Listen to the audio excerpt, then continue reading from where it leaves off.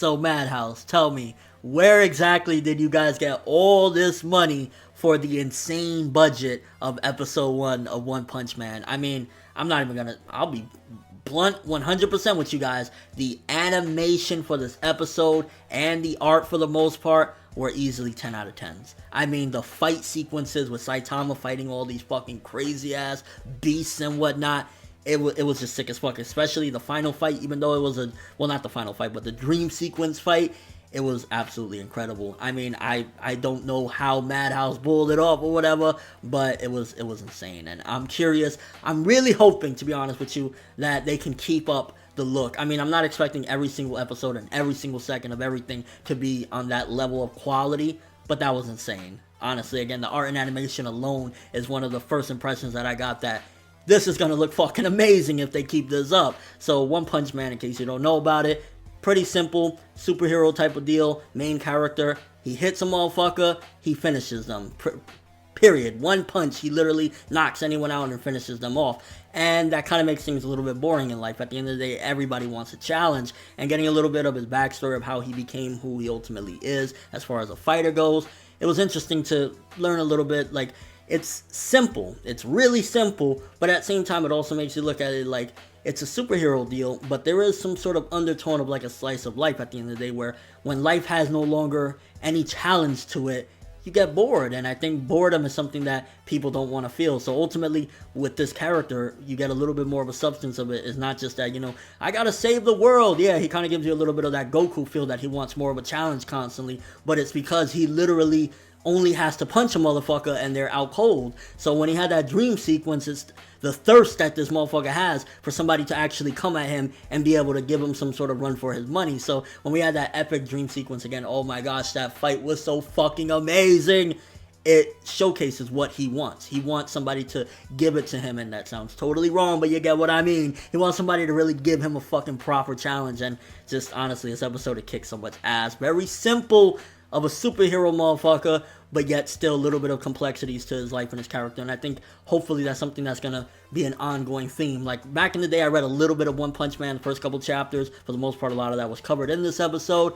But I mean, this episode just kicks so much ass. It starts off with some purple Piccolo looking motherfucker, and the main character just knocks him the fuck out cold. And like some of the things, it kind of is a mixture of comedy as well, which I like. It doesn't keep it totally serious, and that's one of the best things about a lot of times with anime and manga is like it'll have some serious cool shit, but there'll be some jokes underneath it all. And just, it's weird, the explanation of how he got this power. It was like one day he was sick of the world, he went for a job interview, got shot down, didn't know what to do, and he's like, I remember I wanted to be a superhero one day. I'm gonna beat the living shit out of this dude, train for a bunch of years, lose my fucking hair, and then be unstoppable and be bored with life. So yeah, that's in a nutshell what One Punch Man was with this particular episode. But again, the art and animation is just worthy.